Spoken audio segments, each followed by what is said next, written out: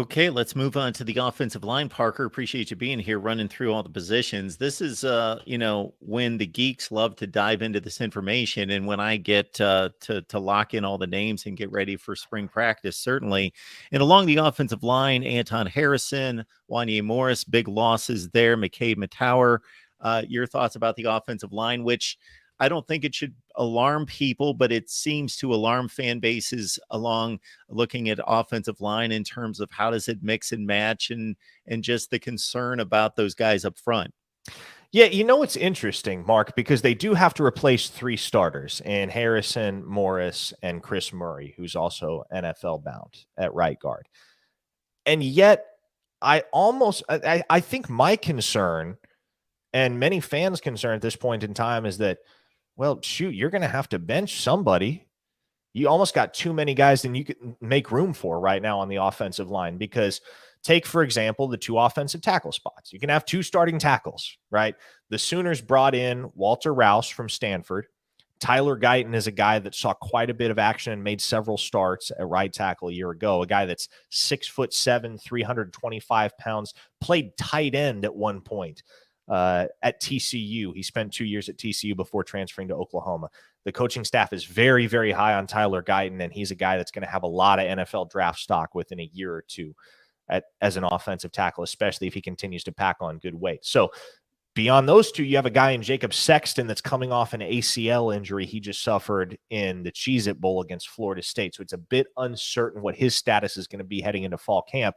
But Jacob Sexton was a guy that showed up on campus as a true freshman in 2022 and instantly was pushing for a starting spot. He was second string at right tackle behind Wanye Morris.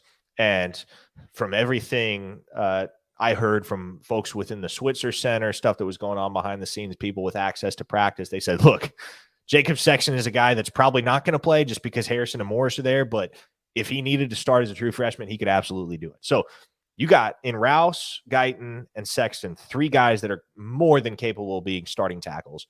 You're only going to be able to pick two. Similarly, at offensive guard, the one incumbent starter outside of center Andrew Rame is your left guard, McCade Matoyer.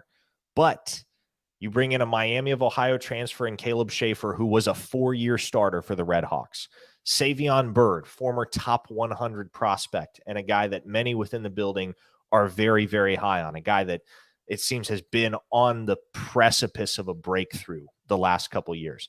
And then rising sophomore Jake Taylor, another huge prospect, every bit of 6'6", 320 pounds, saw quite a bit of action as a freshman in certain situations, certain packages. So you have four guys, I think, that are going to be capable of starting at guard, and you're only going to be able to pick two. So Bill Bedenbaugh has a ton of depth in his room. That's not even to make any mention of true freshman Caden Green, a guy who was a top 100 signee in this most recent 2023 cycle.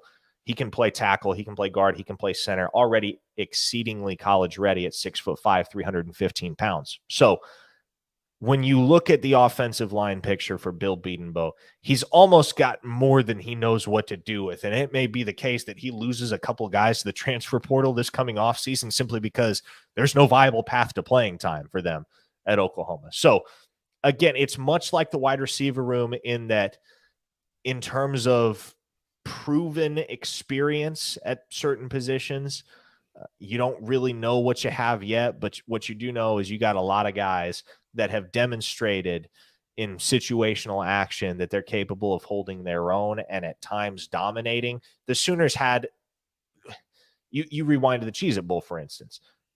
That was a second string offensive line. Wanye Morris wasn't playing. Anton Harrison wasn't playing. Jacob Sexton left that game with an injury. I don't believe Andrew Rame played, if my memory serves me correctly.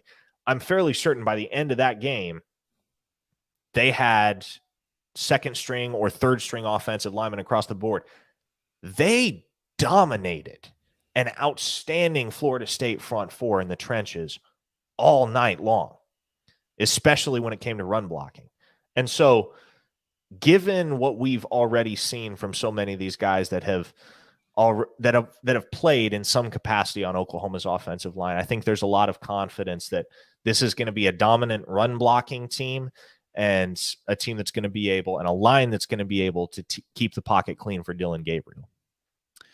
Green, one of 5 top 100 players in this 2023 class, and he may not even be forced into duty with that kind of depth and starting spots, especially the tackle position. And you mentioned Rouse, of course, and outlined him. He played a ton of football at Stanford and was well thought of. And I know on your 247 rankings, one of the best players in the transfer portal, according to 247 Sports.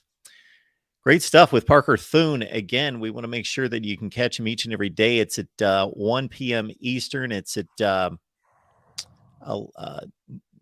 noon Central Time as I search for the banner there. There we go. OU Insider 247 Sports. And of course, the ref on Sports Talk 1494.7. Those are just, of course, places to find Parker, but it's easy on Twitter at Parker Thune. And Parker, we want to make sure that people have the easiest access to you and your various platforms there. So the best way to find the show each and every day. Yeah, best way to find the show would be if you're not local to Oklahoma on the KREF app. You can download that via the App Store. And also all of the programs every single day are posted as podcasts on all your various podcast streaming platforms. So that's the place, or the various places, I should say, where you can find the program. And if you're an OU fan, there's no better place to be than OUinsider.com for all of your VIP behind-the-scenes information on all things Oklahoma football and recruiting from myself, Brandon Drum, and Jesse Crittenden. Parker, thank you so much for stopping by and laying down the knowledge for us. Absolutely, Mark. Take care.